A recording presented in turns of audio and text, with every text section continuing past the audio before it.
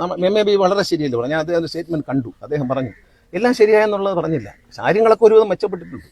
ഞാൻ പറഞ്ഞില്ല, ഈ പ്രാഥമിക ആരോഗ്യത്തിൽ ഒരു പനിയോ ജലദോഷമായിട്ട് ഇന്നൊരു പ്രാഥമിക ആരോഗ്യത്തിൽ 6 മണി വരെ ഡോക്ടറുണ്ട്, രക്തം പരിശോധിക്കാനുള്ള സംവിധാനമുണ്ട്, മരുന്നുകളെല്ലാം ഉണ്ട്, നേഴ്സുണ്ട്, ഡോക്ടറുണ്ട്, ഇതെല്ലാം ഉണ്ട്.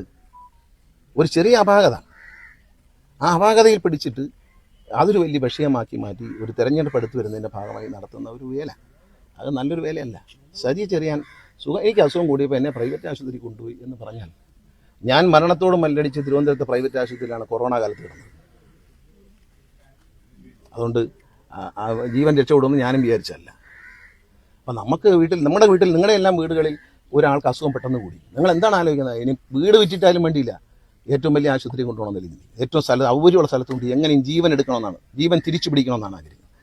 അതുകൊണ്ട് ഒരാളൊരു കാര്യം പറഞ്ഞാൽ അതിനെ പരിഹാസമായി കാണാതെ എല്ലാം തികഞ്ഞു. MAB പറഞ്ഞ സ്റ്റേറ്റ്മെൻ്റ് എല്ലാം ഉണ്ട്, അദ്ദേഹം വളരെ വ്യക്തമായിട്ട് പറഞ്ഞു. എല്ലാം തികഞ്ഞു എന്നല്ല പറഞ്ഞ്, എല്ലാ സൗകര്യങ്ങളും നമ്മൾ ഒരുക്കി, ഇനിയുമുണ്ട്. എങ്ങനെ തീരും?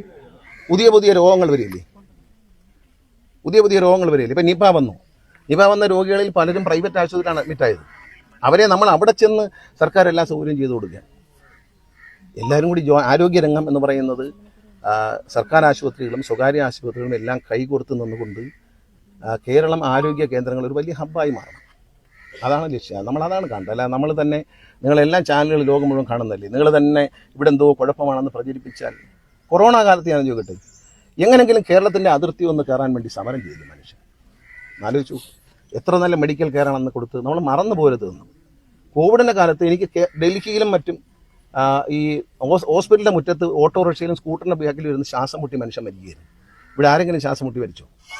എങ്ങനെങ്കിലും എനിക്ക് കേരളത്തിനുള്ളൊന്ന് കയറി പറ്റിയാൽ മതി. തമിഴ്നാടിൻ്റെ അതിർത്തിയിൽ വന്ന്, ഇവിടെ വലിയ വഴക്കായിരുന്നല്ലേ, വലിയ സമരമൊക്കെ ഉണ്ടായിരുന്നില്ല, പ്രസ്താവനകളൊക്കെ ഉണ്ടായിരുന്നില്ല. അന്ന് അതിർത്തിയിൽ വന്നിട്ട് പരിശോധിക്കാതെ കയറ്റി വിടണം. ഓർമ്മയുണ്ടോ? എല്ലാവരും കേരളത്തിലേക്ക് ഒഴുകിയത്. അല്ലെ, എപ്പോഴും പറയുന്നതിന് അതൊക്കെ ചെയ്താണല്ലേ ഇപ്പൊ കുറ്റം പറയേണ്ട കാര്യം എന്താണ്? ഇപ്പൊ കുറവെന്താ?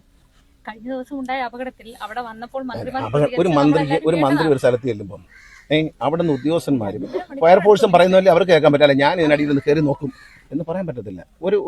അവരൊരു വനിതയാണ്, അവർ ഒരു സാധാരണ സ്ത്രീയാണ്, അവർ സാധാരണ ജനപ്രതിനിധിയാണ്, അവർ മന്ത്രിയായെന്ന് കരുതി അവർ ഡോക്ടറേറ്റ് ഒന്നും ഉള്ള ആളല്ലല്ലോ അത് ഈ വിഷയത്തിൽ.